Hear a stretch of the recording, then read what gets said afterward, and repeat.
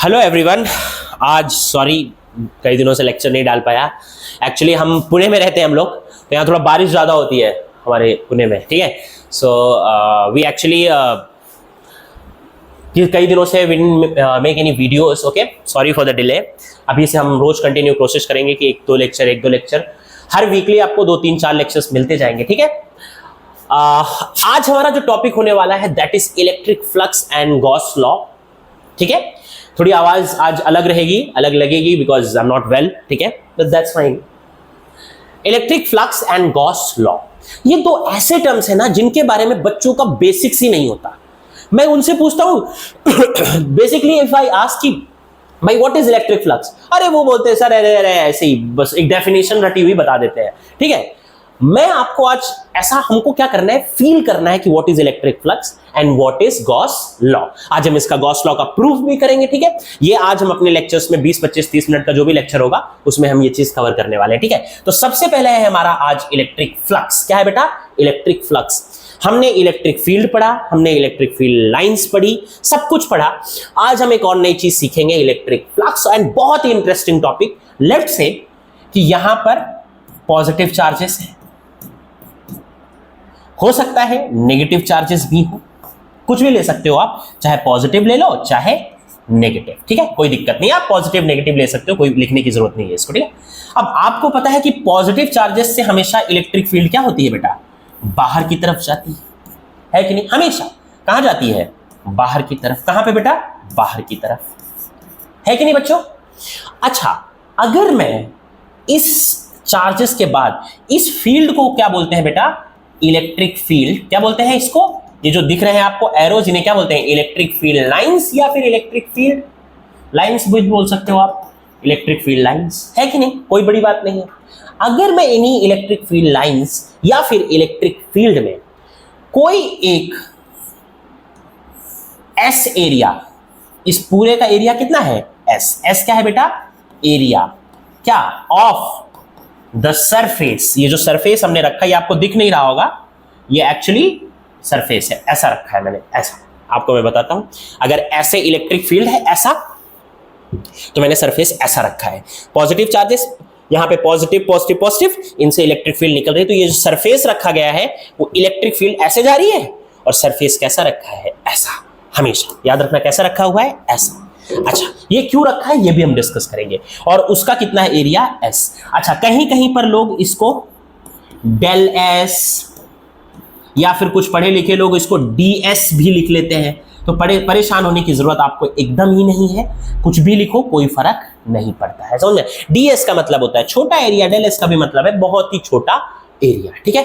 तो area of the surface, क्या बेटा? Area of the surface which is kept, which is kept. अब याद रखना कैसे रखा है। मैंने आपको बताया कि ये मेरी इलेक्ट्रिक फील्ड है, ऐसा, तो इलेक्ट्रिक फील्ड ऐसे जा रही है और सरफेस कैसा रखा हुआ है? ऐसा। तो याद रखना इलेक्ट्रिक फील्ड और सरफेस ये हमेशा क्या है? परपेंडिकुलर। क्या है? Surface is perpendicular. याद रखना ये परपेंडिकुलर है ना, एकदम ऐसे स्ट्रेट, है कि नहीं? ये क्या है? परपेंडिकुलर। लेकिन हमारा काम परपेंडिकुलर से नहीं होने वाला, हमारा इस सरफेस से कोई काम नहीं है। अगर मेरे पास ये सरफेस है ये वाला ऐसा, और मैं पूछूं इसका एरिया वेक्टर किस तरफ होगा, क्या बोलोगे? Area vector. क्या बोलोगे?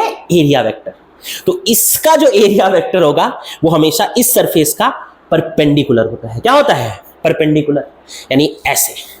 तो अगर याद रखो, अगर पॉजिटिव चार्जेस ऐसे रखे हुए हैं, इलेक्ट्रिक फील्ड कैसे है? ऐसे, और इसका एरिया वेक्टर भी कैसा है? ऐसा।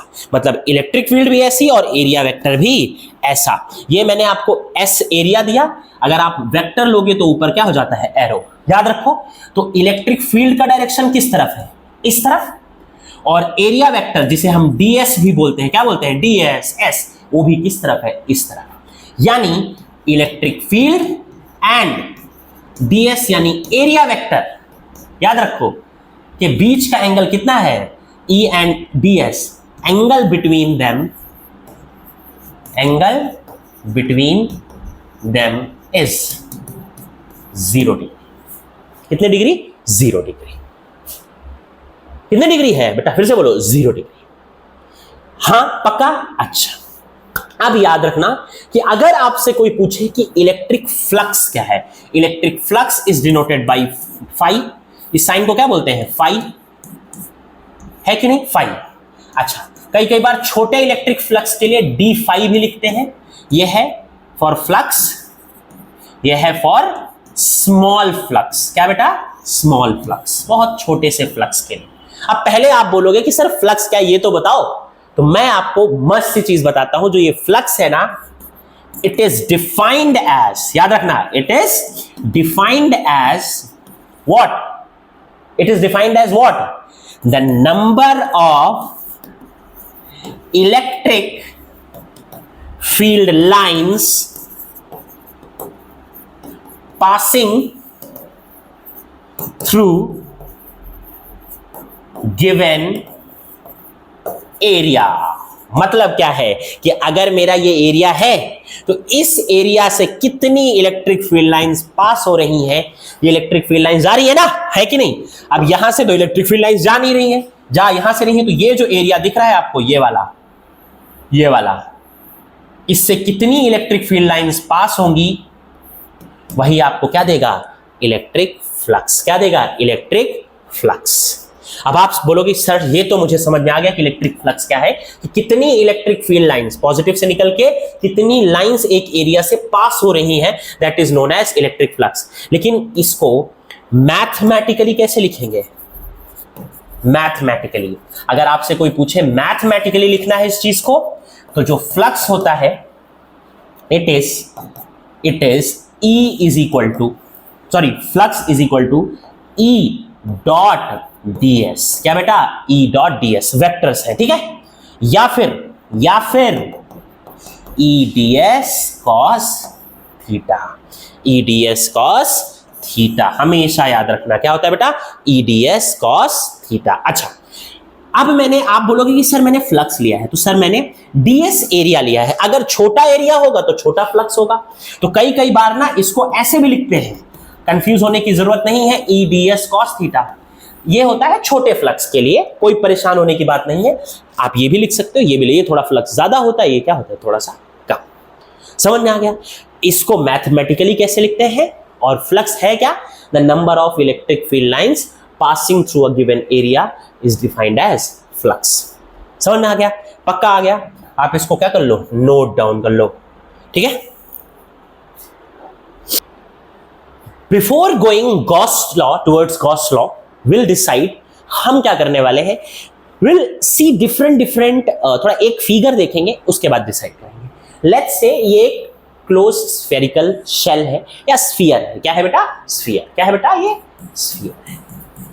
ओके बच्चों, क्या है? स्फीयर। इस स्फीयर के अंदर एक छोटा सा पॉजिटिव चार्ज है, या टोटल चार्ज स्फीयर के अंदर कितना है? प्लस ऐसा एक चार्ज लगा है ना। अब प्लस चार्ज से इलेक्ट्रिक फील्ड किसकी तरफ होती है? बाहर की तरफ। अभी हमने सीखा था, ये देखो, प्लस चार्ज से इलेक्ट्रिक फील्ड बाहर की तरफ जा रही थी। माइनस भी होता तो बस अंदर की तरफ जाती, उसमें कोई भी दिक्कत नहीं, चाहे वो प्लस हो चाहे वो नेगेटिव हो, तो पॉजिटिव है। अब इससे क्या होगा? इलेक्ट्रिक फील्ड ऐसे बाहर जाएंगी, है कि नहीं? जाएंगी कि नहीं जाएंगी मेरे बच्चों? ऐसे ऐसे ऐसे ऐसे ऐसे ऐसे ऐसे करके चारों तरफ जाएंगी, हाँ कि ना? अच्छा, मैं क्या करता हूं, एक छोटा सा एरिया ले लेता हूं यहां पे। कहां पे बेटा? यहां पे। कहां ले लेता हूं? यहां पे, इस जगह। कितना है? ds। कितना ले लिया? छोटा सा एरिया, ds। अब ऐसे बहुत सारे छोटे छोटे एरिया होंगे, है कि नहीं? और सारे छोटे छोटे एरिया ds, इसको ds1 ले लो, इसको ds2 ले लो, ऐसे मिला के क्या बनेगा? पूरा स्फीयर। और सेंटर में कौन सा चार्ज है? पॉजिटिव। कौन सा चार्ज है बच्चा? पॉजिटिव, ठीक है? हाँ कि ना? ओके। अब इलेक्ट्रिक फील्ड से निकली, है ना?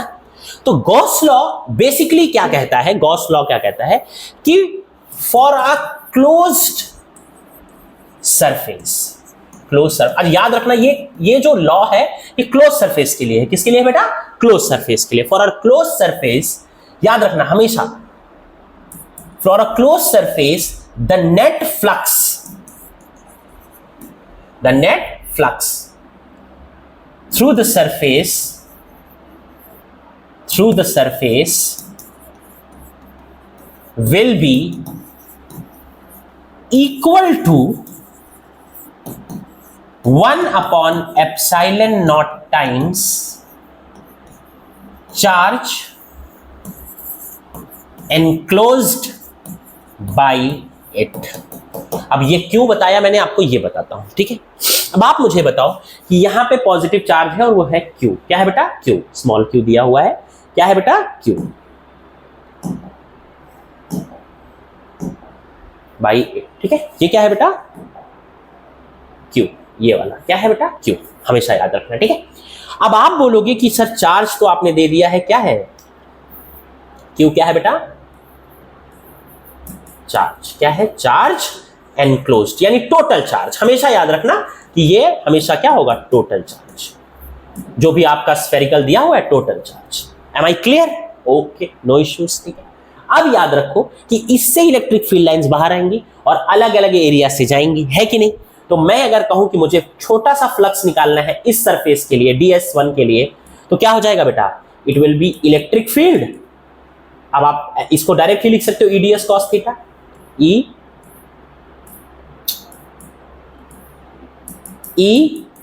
ds cos theta, ds1।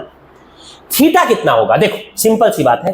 एक अगर आप स्फीयर देखोगे, स्फीयर, ऐसा स्फीयर बना लेते हैं कपड़े से, ऐसा स्फीयर देखोगे, ऐसा, तो स्फीयर स्फेरिकल शेप का होता है। उसका एरिया वेक्टर हमेशा कहां होता है? बाहर की तरफ। एरिया वेक्टर हमेशा सरफेस के परपेंडिकुलर होता है, आपको मैंने बताया था, राइट। ऐसा है तो एरिया वेक्टर हमेशा कहां है? बाहर की तरफ। कहां पे है बेटा? चाहे वो स्फेरिकल सरफेस हो, ऐसा हो तो ऐसा, ऐसा है तो ऐसा। जैसे जैसे सरफेस चेंज होगा हमेशा क्या होगा? उस तरफ। तो ds1 का एरिया वेक्टर कहां होगा? इस तरफ। इलेक्ट्रिक फील्ड भी इधर ही जा रही है, दोनों एक ही तरफ है, तो दोनों के बीच का एंगल थीटा कितना हो जाएगा? 0 डिग्री। कितना हो जाएगा? 0 डिग्री, ठीक है। याद रखना, why? Because E electric field and ds1 area vector are parallel. Parallel मतलब एक ही तरफ है, तो उनके बीच का एंगल कितना हो जाएगा? 0, ठीक है। यहां डालते हैं तो d फाई कितना हो जाएगा बेटा? याद रखो, E ds1 cos 0 कितना हो जाएगा? cos 0 1। तो क्या हो जाएगा? E ds1 is equal to d phi. अब ये छोटा सा फ्लक्स आया, करेक्ट? हाँ कि ना? ये याद रखना हमेशा। अब मुझे बताओ कि गॉस ने पता क्या कहा? गॉस ने कहा कि जो मेरा फ्लक्स आया है, टोटल फ्लक्स, वो आया है, वो होता क्या था? E इंटू एस या फिर ds into cos theta. This is equal to Q 1/epsilon naught times Q, यानी Q इंटू 1/epsilon naught। ये गॉस लॉ ने कहा था। अब इसको पहले देखेंगे कि आता कैसे है। अब आप मुझे बताओ कि मेरा d फाई कितना आया है? ds1। हाँ कि ना? d फाई कितना आया बेटा? E ds1 या फिर E ds1। अब ये तो सिर्फ छोटे सरफेस के लिए है। अगर मुझे पूरे सरफेस के लिए करने हैं तो एक साइन यूज करना पड़ता है जिसका नाम है इंटीग्रेशन। क्या नाम है बेटा? इंटीग्रेशन। इंटीग्रेशन का मतलब होता है सम। इस साइन का मतलब क्या है? इंटीग्रेशन, और इंटीग्रेशन का मतलब क्या है बेटा? सम। क्यों सम कर रहे हैं हम सबका? क्योंकि छोटे छोटे छोटे छोटे सरफेसेस है, मिला के एक टोटल क्या बनेगा? स्फीयर। क्या बनेगा बेटा? स्फीयर। तो ठीक है, फ्लक्स निकालते हैं। ये फाई हो जाएगा, इलेक्ट्रिक फील्ड बाहर, इंटीग्रेशन। किसका इंटीग्रेशन बचेगा बेटा? ds1 का। अब आप बोलोगे सर ये ds1 का इंटीग्रेशन कैसे करेंगे? इंटीग्रेशन का मतलब क्या है बेटा? छोटे छोटे छोटे छोटे सरफेसेस को मिलाना। तो ds1 ds2 ऐसे करते करते ds3 करते करते पूरा स्फीयर आ जाएगा। यानी पूरे स्फीयर का एरिया क्या होता है? s। कितना होता है बेटा? s। और एरिया ऑफ स्फीयर, याद रखो, एरिया ऑफ स्फीयर पता आपको कितना होता है? किसी को आइडिया? मान लो इसका रेडियस कितना है? r, तो ये हो जाता है 4 पाई r का स्क्वायर। क्या हो जाता है? 4 पाई r का स्क्वायर। मजा आ रहा है कि नहीं आ रहा? बढ़िया, ठीक है। Electric field is equal to 4 pi r का स्क्वायर टोटल फ्लक्स। आप बोलोगे सर कोई बात नहीं, इतना तो समझ में मुझे भी आ गया, अब कैसे करोगे? तो सिंपल सी बात है सर, इलेक्ट्रिक फील्ड क्या होती है? जाओ पीछे फॉर्मूले। अगर आपको याद हो तो इलेक्ट्रिक फील्ड का फॉर्मूला होता था 1/4 pi epsilon not Q upon, याद है, R का स्क्वायर। भूल गए कि अगर एक स्फीयर है ना इलेक्ट्रिक फील्ड, पक्का? तो इलेक्ट्रिक फील्ड डाल दी मैंने, क्या बेटा? 1/4 pi epsilon naught R square into Q into 4 pi R का square. 4 pi r square cancel, तो टोटल फ्लक्स बचा क्या, Q इंटू 1 Q, भाई ये कैंसिल, आर स्क्वायर कैंसिल, तो क्या बचा, Q अपॉन एप्सिलॉन नॉट। देखो यही तो है, Q इंटू 1 करोगे तो Q हो जाएगा, तो Q अपॉन एप्सिलॉन नॉट, है कि नहीं। ये है गॉस लॉ का प्रूफ, ये प्रूफ है, ये है गॉस लॉ की स्टेटमेंट। बहुत इंपॉर्टेंट है स्टेटमेंट, है कि नहीं। हमेशा आपको याद रखना पड़ेगा, जैसे ये एरिया ऑफ स्फीयर याद रखना पड़ेगा, टोटल सरफेस एरिया आपने पढ़ा होगा, स्फीयर का एरिया होता है 4 पाई आर स्क्वायर। आप हमेशा से दिमाग में ये चीजें बिठा के रखना, ठीक है, आप इसको नोट डाउन कर लो। तो बेटा कई बार ना मैंने बहुत सारे ऐसे जगहों पे देखा है कि वहां पे ना गॉसियन सरफेस लिखते हैं। क्या लिखते हैं, गॉसियन सरफेस। कई लोग बोलते हैं कि सर ये गॉसियन सरफेस क्या है कि नहीं। तो मैं आपको कुछ चीजें ऐसी बता दूं कि बेटा गॉसियन सरफेस एक हाइपोथेटिकल, क्या बोलते हैं बेटा, हाइपोथेटिकल सरफेस होता है, यानी एक इमेजिनरी टाइप का सरफेस है। Enclosing a charge is called Gaussian surface, मतलब एक ऐसा सरफेस जिसके अंदर एक चार्ज रखा हुआ होता है, एनक्लोज उसने चारों तरफ से किया, that is known as Gaussian surface. क्या बेटा, Gaussian surface, whether it is positive और वेदर इट इज नेगेटिव, ऐसे सरफेसेस को हम क्या बोलते हैं बेटा, गॉसियन सरफेस। ठीक है, तो आज हमने गॉस लॉ किया, गॉस लॉ का प्रूफ किया, है ना, और याद रखना कि हमने फ्लक्स किया।